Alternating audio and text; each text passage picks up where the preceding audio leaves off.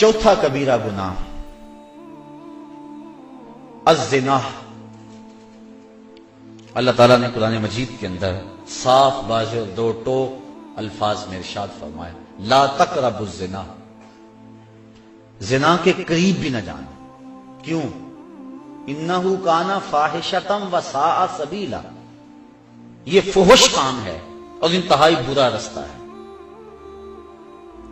عقلاً بھی اس میں فحاشی ہے، شرعاً بھی اس میں فحاشی ہے، اور عادتاً بھی اس میں فحاشی ہے۔ تو کوئی بھی شریف شخص زنا کا ارتکاب نہیں کرتا، اور حدیث میں آتا ہے جب زانی زنا کرتا ہے تو اس سے ایمان نکال لیا جاتا ہے، اور زانی کے رزق میں بے برکتی ڈال دی جاتی ہے، اس کے چہرے کے نور کو چھین لیا جاتا ہے، اور اللہ کی رحمتوں سے وہ محروم کر دیا جاتا ہے۔ اللہ کے محبوب علیہ السلام کی بارگاہ میں ایک شخص حاضر ہوا، اسلام اس نے قبول کیا اور عرض کی حضور میرے میں بڑے گناہ ہیں اور میں وہ چھوڑنے کا آپ سے وعدہ کرتا ہوں، لیکن مجھے لت پڑی ہے زنا کی، وہ میں نہیں چھوڑ سکتا۔ اب حضور رحمت اللہ العالمین حکیم نبی کیسے اس کی تربیت فرماتے ہیں؟ اس نے کہا سارے گناہ چھوڑ دوں گا، زنا نہیں چھوڑ سکتا۔ فرمایا تو کیا پسند کرتا ہے کہ تیری ماں کے ساتھ کوئی زنا کرے؟ اس نے عرض کی حضور میں یہ پسند نہیں کرتا۔ تو فرمایا جس کے ساتھ تو زنا کرے گا وہ بھی کسی کی ماں ہوگی۔ اس طرح فرمایا تو پسند کرتا ہے کہ کوئی تیری بہن کے ساتھ زنا کرے؟ اس نے کہا حضور یہ میں کیسے پسند کرتا ہوں؟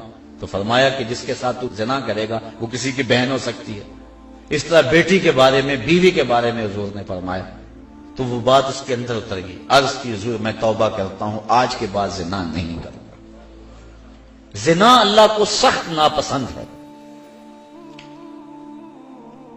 اللہ تعالی جل شانہ نے حد مقرر فرمائی، جو شخص زنا کرتا ہے اس کو 100 کوڑے مارو، اور اگر کوئی شادی شدہ ہے اور پھر اس شادی شدہ سے اس فعل کا ارتکاب ہوتا ہے تو شریعت میں حکم ہے کہ اس کو سنگسار کیا جائے۔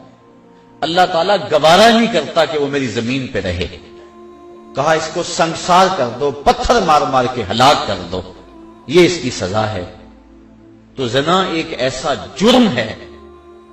حضور علیہ السلام فرماتے ہیں کہ میں نے ایک خواب دیکھا، اور میں نے وہاں دیکھا کہ ایک تنور ہے جس کے اندر سے چیخوں کی آواز آ رہی ہے، اور میں آگے بڑھا دیکھوں کہ اس میں کیا ہے، تو کیا دیکھتا ہوں کہ اس کے اندر آگ کے شعلے بھڑک رہے ہیں، اور اس میں کچھ برہنہ مرد اور برہنہ عورتیں ہیں، اور جب آگ کے الاؤ اور آگ کے شعلے ان کے جسم کو جلساتے ہیں تو وہ چیختے ہیں اور شور کرتے ہیں اور اچھلتے ہیں۔ میں نے جبریل سے پوچھا کہ یہ لوگ کون ہیں؟ تو جبریل امین نے کہا حضور یہ وہ لوگ ہیں جو زنا کیا کرتے تھے۔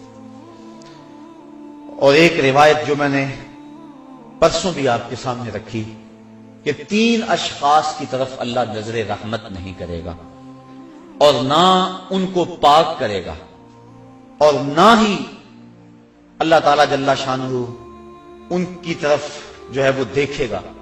وہ 3 اشخاص میں سے پہلا شخص شیخ زان، وہ شخص جو بوڑھا ہو گیا ہے لیکن زنا نہیں چھوڑتا ہے۔ بوڑھا زانی اللہ کو سخت ناپسند ہے۔